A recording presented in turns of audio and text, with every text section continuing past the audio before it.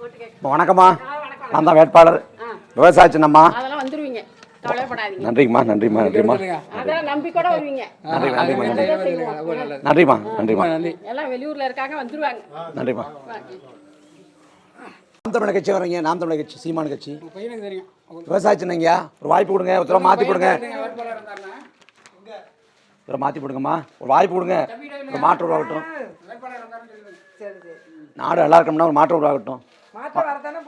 ஆமாம், மாற்றி போடுங்கம்மா. 2 பேருக்கு மாற்றம். இதுல அது மாற்றம் இல்லை.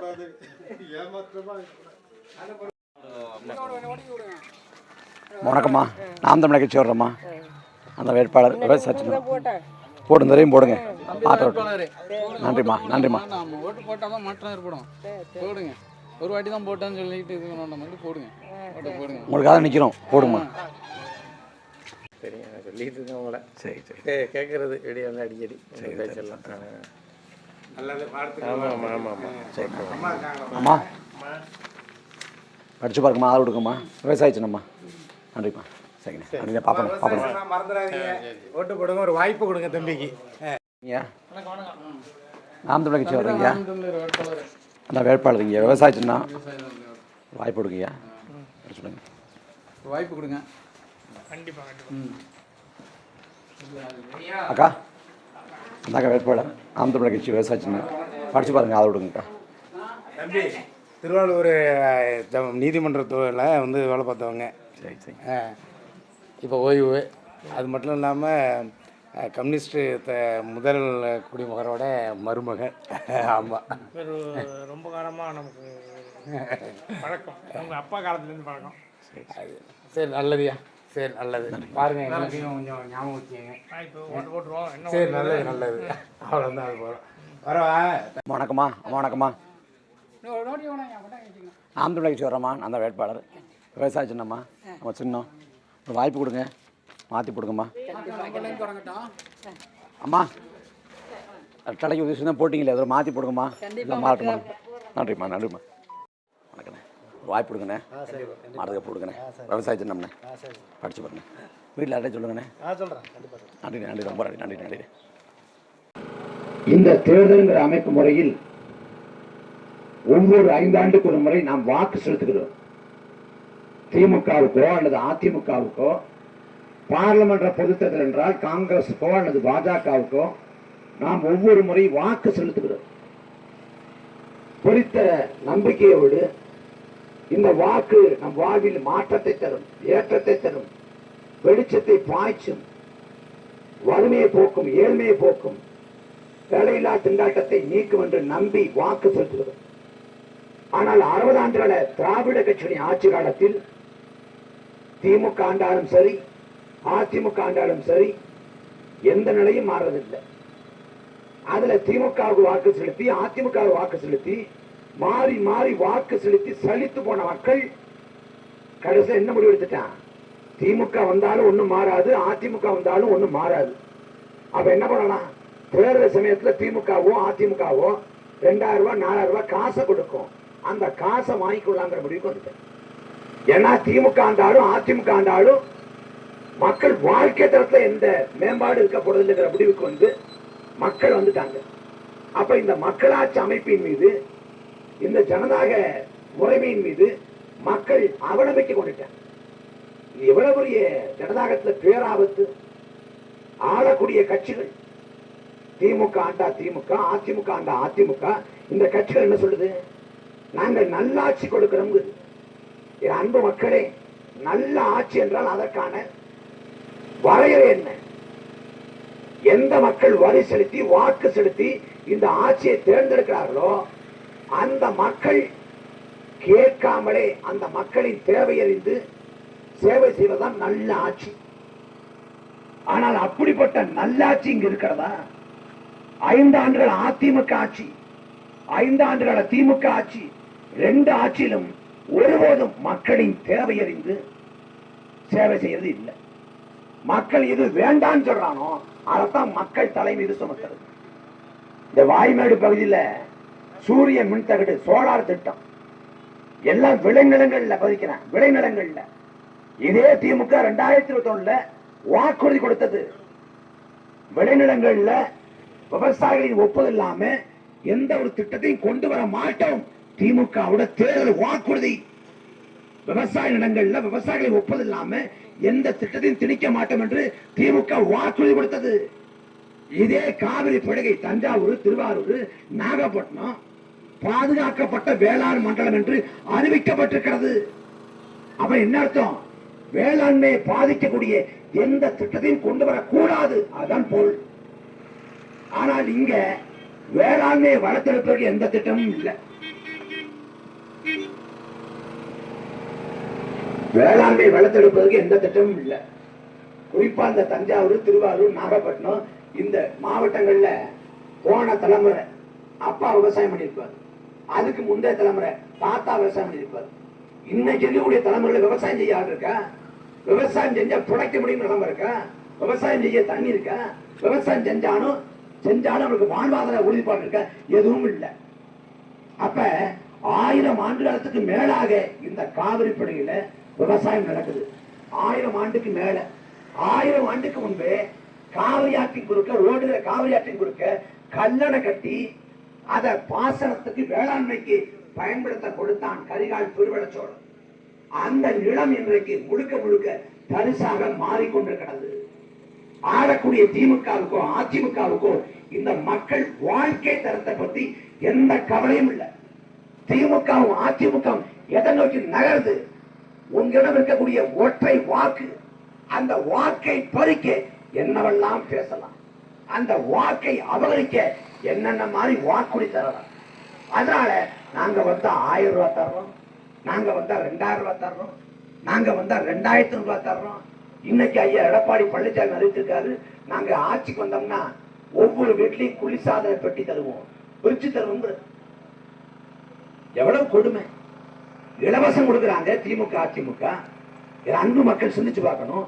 இந்த திமுகவோ அதிமுகவோ ஆட்சியில் இருக்கிற காலகட்டத்தில் 1ஆம் ஆண்டு முடிஞ்சோ, 2ஆம் ஆண்டு முடிஞ்சோ, 3ஆம் ஆண்டு முடிஞ்சோ ஆட்சியின் போது என்றைக்காவது இலவசம் கொடுத்திருக்கானா?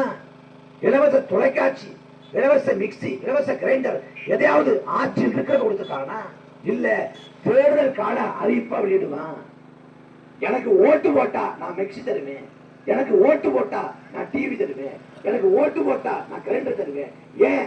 உங்களிடம் இருக்கக்கூடிய வாக்கை பறிக்கணும். இந்த மிக்சி, கிரைண்டர், இந்த பிரிட்ஜ் போன்றவெல்லாம் ஒரு அத்தியாவசிய பொருட்கள் இன்னைக்கு ஆயிடுச்சு. இந்த அத்தியாவசிய பொருட்களை கூட வாங்க முடியாத வறுமை நிலையில, ஏழ்மையில தமிழ் மக்கள் நிற்கிறான். அப்ப வறுமை ஏழ்மையை தனக்கு மூலதனமாக பயன்படுத்தி கொண்டு அவனை ஏமாற்றி வாக்களை பறிக்கதான் திமுக அதிமுக திட்டமிடுதே ஒழிய உங்கள் வாழ்க்கை தரத்தை மேம்படுத்த எந்த திட்டமும் இல்லை. இந்த வேதாரண்யம் சட்டமன்ற தொகுதியில 3 முறை ஐயா எஸ்கேவி சட்டமன்ற உறுப்பினர், 2 முறை ஐயா ஓஎஸ் மணியன் சட்டமன்ற உறுப்பினர். அந்த 2 முறை சட்டமன்ற உறுப்பினர்ல 5 ஆண்டு காலம் அமைச்சர், அதிமுக ஆட்சி காலத்தான் அமைச்சர். அவர் அமைச்சராக இருக்கிற காலகட்டத்தில் தான் இதே காவிரி படுகை தஞ்சாவூர், திருவாரூர், நாகப்பட்டினம் இது கஜா புயலால பாதிக்கப்பட்டுச்சு. குறிப்பா வேதாரண்யம், இந்த வேதாரண்யம், இந்த வாய்மேடு, இந்த ஆயக்கரம்பலம், இந்த கடிதல் வயல் எல்லாம் நிலகுலைஞ்சு போச்சு. நாம பார்த்து பார்த்து வளர்த்தோம் ஒரு தென்னம்பிள்ளைய நாம் வளர்த்த மாடோ ஆடோ தின்னா கூட நம்ம அந்த மாட்டையும் ஆட்டையும் அடிப்போம். தென்னம் கண்ணு இல்லை, தென்னம் பிள்ளை தான். அந்த தென்னம் பிள்ளை தென்னம் மரமா வளர்ந்து நம் வாழ்வாதாரமா இருந்துச்சு. அந்த தென்னை மரங்களை முழுக்க சாய்ந்தது, சரிந்து விழுந்தது கஜா புயல்ல. ஐயோ வாழ்வாதாரம் போச்சேன்னு கதறணும், பதறணும், கண்ணீர் வடிச்சோம். அந்த சமயத்துல தமிழ்நாட்டை ஆண்டது அதிமுக அரசு. இந்த காவிரி படுகையோட பொறுப்பு அமைச்சர் ஐயா ஓஎஸ் மணியன் பாதிக்கப்பட்ட மக்களை பார்த்தாரா? மக்களை ஏகடியம் செய்தார், ஏளனம் செய்தார், எள்ளி நகையாடினார். என்ன பெரிய பாதிப்பு? ஒன்னும் பெரிய பாதிப்பெல்லாம் வரல, 4 மரம் விழுந்துருச்சு அவ்வளவுதான். என்ன கரண்ட் பேசுறீங்க? அந்த காலத்தை தீப்பந்தத்தை வச்சுக்கிட்டு வாழலையா? கரண்ட் என்ன வாழ முடியாதா என்று பாதிக்கப்பட்ட மக்கள் மீது அதிகாரத்தினோடு பேசினார் ஓஎஸ் மணியன்.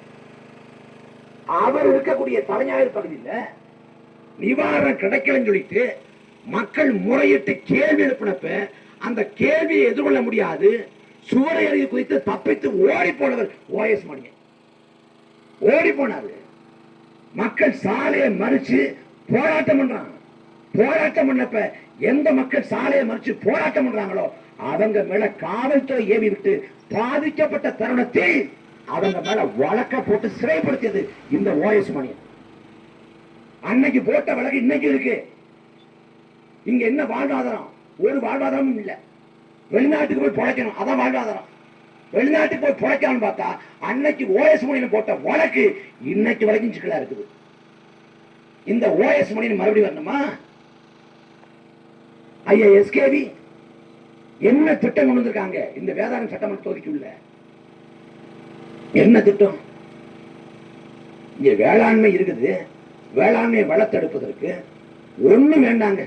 இருக்கக்கூடிய அந்த வாய்க்கால், வடிகால் எல்லா இடத்தையும் வெங்காய தாமரை, அந்த வெங்காய தாமரையை ஒட்டுமொத்தமா அப்புறப்படுத்தி நீர் தேங்கக்கூடிய ஒரு வடிகாலாக, வாய்க்காலாக அந்த நீர்நிலையை வைக்க முடியாதா? அதை தூர்வார முடியாதா? அதை செய்யல. அதை செய்ய துப்பு இல்ல. இங்க கோயில் நிலம், கோயில் நிலத்துல மின் இணைப்பு கூடாது, கோயில் நிலத்துல வீடு கட்டக்கூடாது, மின் இணைப்பு கொடுக்க கூடாது, விட மாட்டாங்க. ஆனா கோயில் நிலத்துல மண்ணை கொள்ளையடிக்கலாம், அதை கண்டுகொள்ள மாட்டாங்க. ஆனா இப்படிப்பட்ட ஆட்களுக்கு திரும்ப திரும்ப வாக்கு செலுத்தணும். அன்பு சொந்தங்கள், திரும்ப திமுக, திரும்ப அதிமுக, நான் திமுக அடிமை, அதிமுக அடிமைன்னு திரும்ப திரும்ப திமுகவுக்கு அதிமுகவுக்கு அதிகாரத்துக்கு கொடுத்தீங்க. கஷ்டம், ரொம்ப கஷ்டமா போயிடும். நீ யோசிச்சுவாங்க. 2026 நிக்கிறோம். இன்னைக்கு இந்த வேதாரண்யம் தொகுதி முழுமைக்கு தண்ணீர் தட்டுப்பாடு. காவிரி கூட்டு குடிநீர் திட்டத்தை நம்பிதான் இங்க பல பகுதி இருக்குது. மூடி ஒரு நாளைக்கு ஒரு தண்ணி வந்துச்சு, 3 நாளைக்கு ஒரு தண்ணி வந்துச்சு, 5 நாட்களுக்கு ஒரு முறை தண்ணி வருது. இன்னைக்கு இந்த நிலைமை. இந்த வேதாரண்யம், இந்த வாய்மேடு, இந்த கருங்கல் வயல், இந்த ஆயக்காரம்பலம், இந்த துளசியாப்பட்டினம் இன்னைக்கே தண்ணீர் தட்டுப்பாடுனா இன்னும் 15 ஆண்டு 20 ஆண்டு ஆனா என்ன ஆகும்? நம் காலத்துக்கு பிறகு நமது பேரன் பேத்தி, நம்ம பிள்ளைகள் எங்க வாழணும்? இதே ஊர்ல. அவன் வாழ்ற காலத்துல தண்ணிக்கு எங்க போவான்? எங்க போவான்? சிவகங்கையில ஒரு கிராமம், அந்த கிராமத்துல வாழ்ந்த எல்லா மக்களும் அந்த ஊரை காலி விட்டு ஒரே ஒருத்தர் தான் வாழ்றாரு. ஏன்னா நீரற்ற நிலமாக மாறிவிட்டது. ஒரு ஊர்ல ஒரு நாட்டுல, ஒரு மாநிலத்துல போர் ஏற்பட்டு சண்டை ஏற்பட்டு வாழ முடியாம, அமைதி இல்லாம அந்த இடத்தை விட்டு இடம்பெயர்ந்தா கூட போர் முடிஞ்ச பிறகு, அமைதி திரும்பிய பிறகு மீள் குடியேற்றம் செய்ய முடியும். ஆனா ஒரு ஊர்ல தண்ணி இல்ல அப்படின்னு வாழ முடியாம நீங்க இடம்பெயர்ந்தா எந்த காலத்துக்கும் வர முடியாது. தகவல் தொழில்நுட்பம் வளரலாம், தகவல் தொழில்நுட்பம் விஞ்ஞானம் வளரலாம்.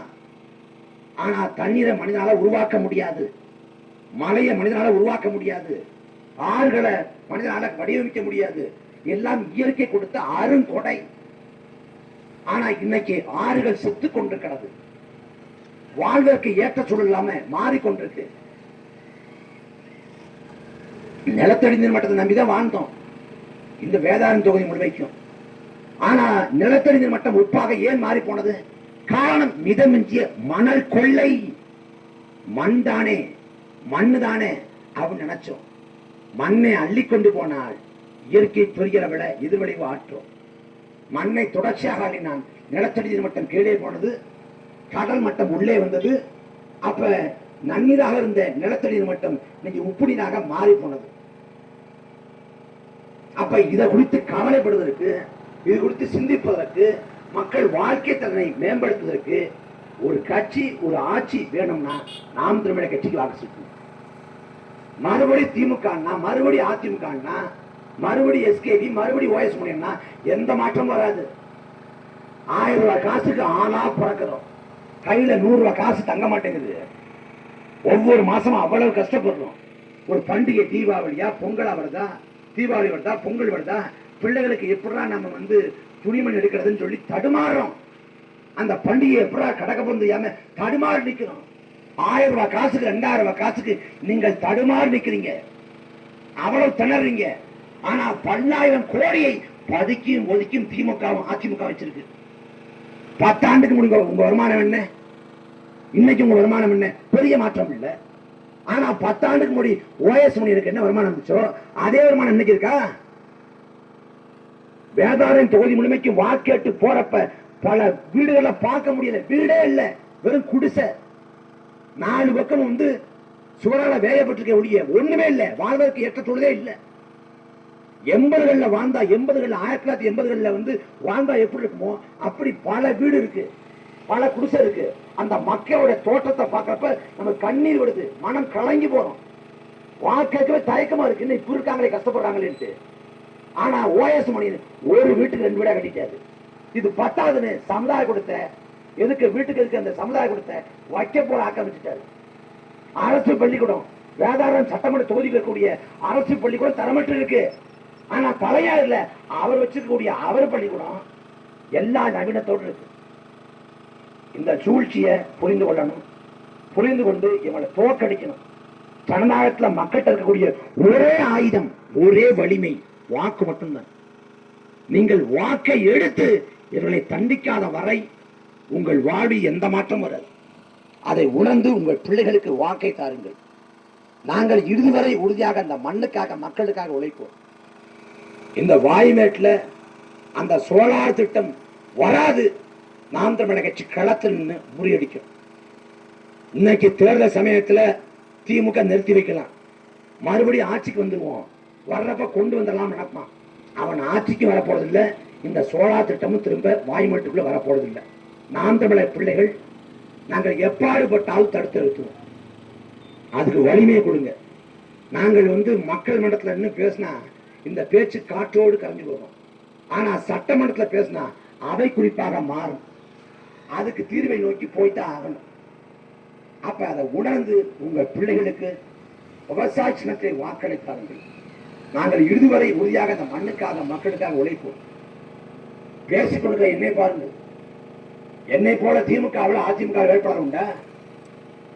34 வயசுல வேட்பாளர் உண்டா? எங்களை பார்த்தா யாராவது அரசியல்வாதி தோற்றம் இருக்கா? நாங்க பரம்பரை பணக்காரர்களா? அரசியல்வாதிகளின் பிள்ளைகளா? இல்லை, ஏழையுடைய பஞ்ச பராகரின் பிள்ளைகள். வேறு வழியற்று இந்த அரசியலை தூக்கி சுமக்கிறோம். எந்த அரசியலை கொண்டு என் மக்களை வந்து வீழ்த்தினானோ, என் மக்களோட உரிமைகளை பறிச்சானோ அதே அரசியலை கையில் எடுத்துதான் என் மக்களுக்கான விடிவும் விடுதலையும் சாத்தியம் என்று உணர்ந்து இந்த களத்துக்கு வந்து நிற்கிறோம். அதை உணர்ந்து மனசுல வச்சுக்கிட்டு உங்கள் பிள்ளைகளுக்கு விவசாய சின்னத்திலே வாக்களித்தாருங்கள். அரசியல் பேசுங்க. உங்கள் நண்பர்கள்ட்ட, உறவினர்கள்ட்ட, கணவன்கிட்ட, மனைவிகிட்ட, காதல்கிட்ட தயவு செஞ்சு எல்லாத்தையும் அரசியல் பேசுங்க. ஊடகங்கள் நல்லதை சொல்லாது, நல்லதை நாம தான் கொண்டு போய் சேர்க்கணும். இந்த வேதாரண்யம் சட்டமன்ற தொகுதியில நான் நாம் தமிழர் கட்சி விவசாய சின்னத்தை வாக்கு செலுத்த போறேன்னு நீங்க பேசுங்க. மக்கள் மனங்கள்ல மௌன புரட்சி இருக்கட்டும். அது தேர்தல் களத்துல எதிரொலிக்கட்டும். தேர்தல் முடிவு வர்றப்ப மக்கள் ஜனநாயக மறுமலர்ச்சியை நிகழ்த்தினான்னு வரலாறு பேசட்டும். அதற்காவது உங்கள் பிள்ளைகளுக்கு வாக்கை தாருங்கள். இந்த மண்ணை மக்களை மீட்டெடுப்பதற்கு, உரிமைகளை காப்பதற்கு ஒரே வாய்ப்பு நாம் தமிழர் கட்சி. அதை உணர்ந்து 15 ஆண்டு காலமாக இந்த களத்தை சமரசம் இல்லாது நிற்கிறோம். நாம் தமிழர் கட்சி 8.2 விழுக்காடு வாக்கை கொண்டிருக்கிறது. நாங்கள் கூட்டணிக்கு, அதிமுக கூட்டணிக்கு நாங்கள் வர்றோம்னு அறிவிச்சா 2000 கோடி எங்கள் தாய் தமிழ் மீதும் எங்கள் தலைவர் பிரபாகரன் மீதும் சத்தியம் சொல்றேன், 2000 கோடி கொடுப்பான். 2000 கோடி பேரம் பேசப்பட்டது. எப்படியாவது சீமான உள்ள கொண்டு வந்து நாங்கள் கத்தி கத்தி செத்தாலும் சாமியை ஒழிய ஒருபோதும் திமுக அதிமுக இந்த பாவ மூட்டைகளை தூக்கி சுமக்க மாட்டோம் என்று முடிவெடுத்து நாங்கள் சமரசம் செய்து கொள்ளாது, பேரத்துக்கு அடிபணியாது, அடக்குமுறை ஒடுக்குமுறைகளுக்கு அஞ்சாது, அவதூறு பரப்புரை கண்டு மனம் துஞ்சாது இந்த களத்தில் நிற்கிறோம். உங்கள் பிள்ளைகளை ஆதரித்து விவசாய சின்னத்தை வாக்களித்தாருங்கள். நாங்கள் இதுவரை உறுதியாக இந்த மண்ணுக்கு மக்களுக்காக உழைக்கும். வணக்கம்.